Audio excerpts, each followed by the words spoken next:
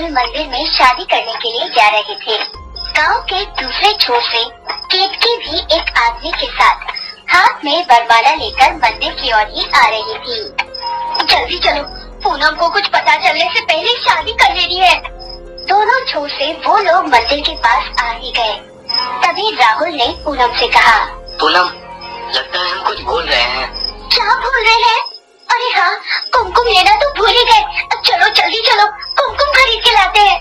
पूनम और राहुल कुमकुम खरीदने वापस गए। तब पूनम की सौतेली माँ केतकी और वो आदमी मंदिर में चले आए।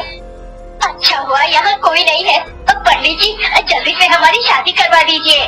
पंडित जी शादी का मंत्र पढ़ने लगे। तभी कुमकुम खरीद कर पूनम और राहुल वहाँ आ गए। उनके हाथ में भी वरमाला थी और चारों एक दूसरे को देखकर चौंक गए। लेकिन उन लोगों की ये हालत कैसे हुई? एक ही दिन में शादी करने का भूत सर पर कैसे सवार हुआ और क्यों हुआ? और क्यों सौतेली माँ बेटी की शादी एक ही दिन में एक ही मंडप में होगी? चलिए शुरू से शुरू करते हैं इस कहानी को। पूनम जब 10 साल की थी तब उसकी माँ का देहांत हो गया। उसके पिता रामलाल ने दूसरी शादी की और केतकी को घर ले आया। लेकिन पूनम कभी भी केतकी को माँ की जगह नहीं दे पाई। क्या किया आपने पापा? दूसरी शादी क्यों की? इस घर में तेरी माँ की यादें हैं। बेटी, ये तेरी भलाई के लिए ही है। मैं काम के सिलसिले में बाहर जाता रहता हूँ। घर पर तो अकेली रहती है, मुझे अच्छा नहीं लगता।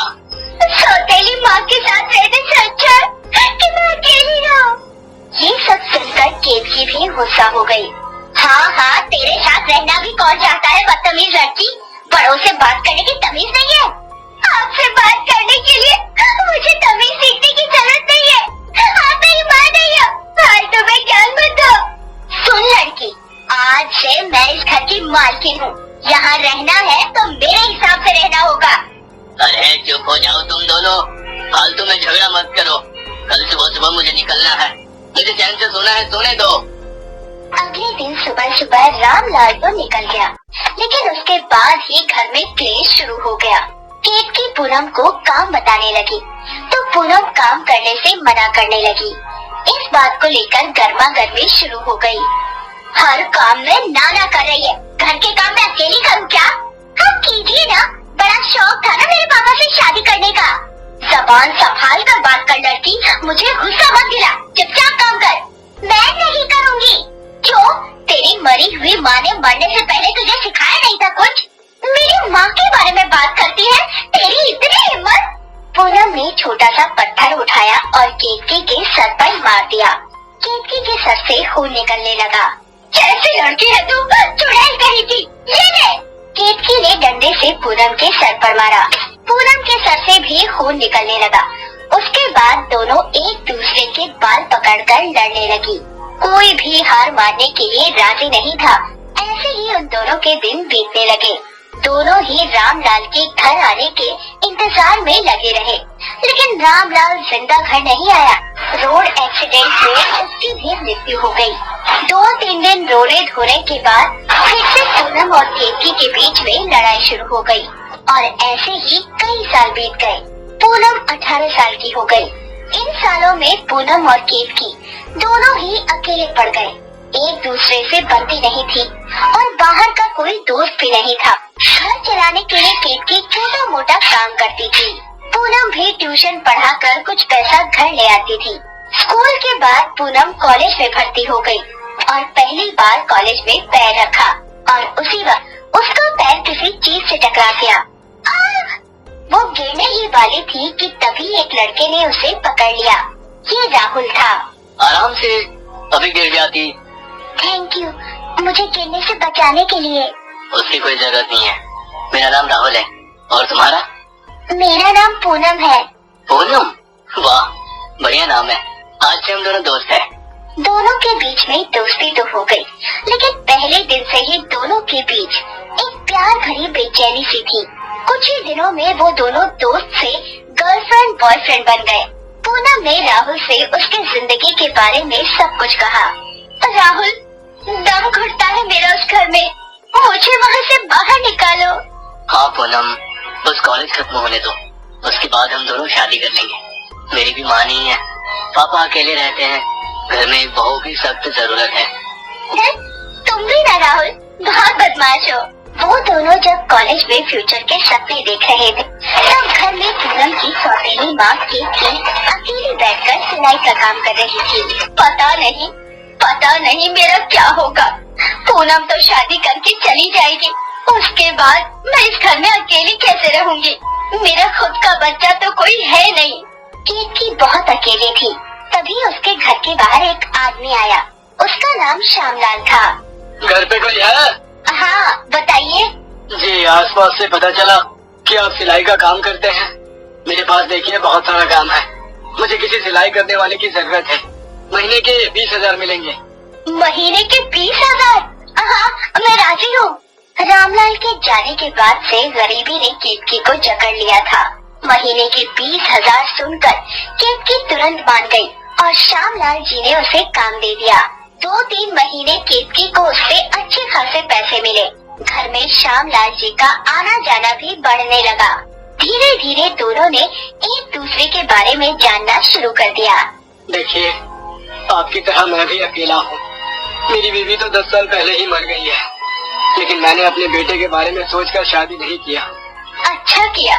पता नहीं मैंने क्यों उनसे शादी की थी। मेरी तो जिंदगी खराब हो गई।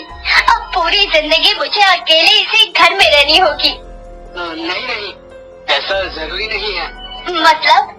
मतलब हम दोनों का कोई सहारा नहीं है। हम दोनों एक दूसरे का सहारा तो बन सकते हैं। मुझे आप बहुत पसंद हो। क्या आप भी मुझे? हाँ, पसंद करती हूँ। श्यामलाल जी और केतकी के बीच में भी प्यार का संबंध हो गया। श्यामलाल जी हर रोज घर आने लगे।